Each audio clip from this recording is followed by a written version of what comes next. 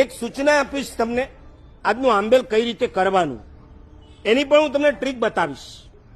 અને જો ફાવી જાય તો મને ગેરંટી છે તમે 9 દિવસના આંબેલ કરશો. એટલે 6 મહિના પછી જો આંબેલ કરો, જરાક માથું ચડશે, જરા એસિડિટી ઉથલો મારશે, બધું જ થશે. તમારો પ્રોબ્લેમ ક્યાં છે? તમે આંબેલમાં કંઈ વાપરતા નથી. કોઈને પણ પૂછજો નવું આંબેલ કરનારાને શું ખાધું? એક ખાખરો, થોડા ચણા, થોડા મુરમુરા, પછી કઈ ખાઓ? ગુલ્લુ, પાપડરું, ગુલ્લુ. પછી શું ખાય? થોડું એક ઢોસો ખાધો, એક શેકલું ખાધું. તમે શું ખાધું ખબર છે? એકલી ચણાની ને અડદની આઈટમ ખાધી. અને પાછું ખાતો જાય અને બીજી બાજુ શું પીતો જાય? પાણી. અને પછી હાસ પેટ ભરાઈ ગયું, ઊભો થઈ જાય. 12 વાગે 2 વાગ્યા સુધીમાં યુરિન પાસ થઈ જાય એટલે બધું પાણી નીકળી ગયું. હવે હવા નીકળી ગયા પછી ફૂગો શું થઈ જાય? એટલે પાછું 2:30-3 વાગ્યામાં તો ભૂખ લાગે. અને ભૂખ લાગી હોય એ જ વખતે રસોડામાં ચાય બની હોય. હા, અને પોતે સુવાનો ટ્રાય કરતો હોય ને ત્યાં ચાયની સ્મેલ આવે. હા, આજ તો બહુ કડક મીઠી ચા બનાવી છે. અરે રોજ આવી જ બનતી હતી, આજે તને જરા સારી લાગવાની. એટલે એમ થાય નહીં નહીં નહીં, હવે આપણાથી આંબેલ નહીં થાય. આપણે તો કાલ સવાર ક્યારે પડે અને ક્યારે આપણે બેસી જઈએ વાપરવા માટે. આ ગરબડના કારણે તમે ખાઈ શકતા નથી, એટલે પૂરું આંબેલ બરાબર કરી શકતા નથી. આજે જેને પણ આંબેલ કરવું છે એને એક સરસ ટિપ્સ આપું છું.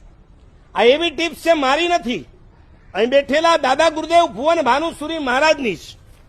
વર્ધમાન તપની જે મહાપુરુષે 108 હોળી કરી હતી. છેક બિહાર, કલકત્તા, કાનપુર, અજમેરના વિહારોની અંદર કે જ્યાં રસ્તામાં ક્યાંય આંબેલ ખાતા નહોતા, કોઈ કાકા મામી કે માસીના ઘર નહોતા, એવા વખતે પણ આ મહાપુરુષે નિર્દોષ આંબેલ કર્યા. ક્યાંક રોટલી મળી અને ક્યાંક ગરમ પાણી મળ્યું. એની અંદર જે 2 દ્રવ્યનો ઉપયોગ કર્યો અને એના દ્વારા 90, 91, 92, 99 અને 100મી હોળી કરી હતી. એ મહાપુરુષે બનાવેલી આ ટિપ્સ આપું છું, આ રેસીપી આપું છું. પણ આ રેસીપીનો ઉપયોગ મહેરબાની કરીને આંબેલમાં જ કરજો, રોજના ઘરેમાં નહીં કરતા.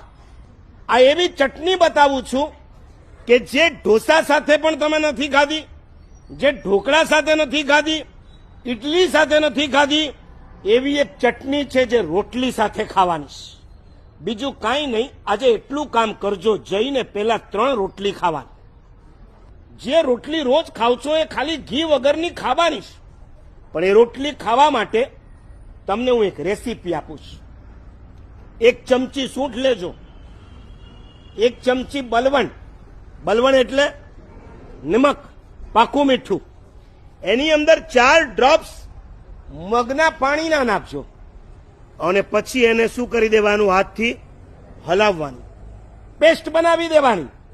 અને એની સાથે તમે રોટલી ખાઓ. આહા, અબારથી ટેસ્ટ આવે રહ્યો.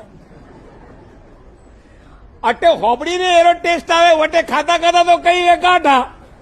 હું 3 રોટી કહું, એ 6 રોટી ખાઈને આવે. હું ગેરંટી સાથે કહું છું. પેલા ઢોસા, ઢોકળા, શેકલા આ બધા ચટર-પટરમાં પડતા નહીં. જો દિલથી તમારે એની હોળી કરવી હોય, આજ સુધી ટ્રાય કર્યો ને નથી થઈને, આ વખતે જો કરવી હોય, અમારો પ્રયોગ અપનાવજો. સૌથી પહેલા 3 રોટલી સાથે મગનું પાણી અને મેં બતાવેલી ચટણી એની સાથે જો ખાશો, બસ 3 રોટલી ખાય. પછી ખીચડી છે, થૂલી છે, ગેસ છે, જેમ આપણે દાલ ચાવલ ખાઈએ ને એવી રીતના આમાંથી કંઈ ખાવાનું. અને એના પછી જે જગા બચે એમાં બધું પરચુરણ, ફાસ્ટ ફૂડ, જંક ફૂડ એ બધું છેલ્લે આવે. એનાથી પહેલા પેટ નહીં ભરતા. और आज का आंबेल जो अच्छा हुआ तो कल का तो उससे भी अच्छा होने ही वाला है.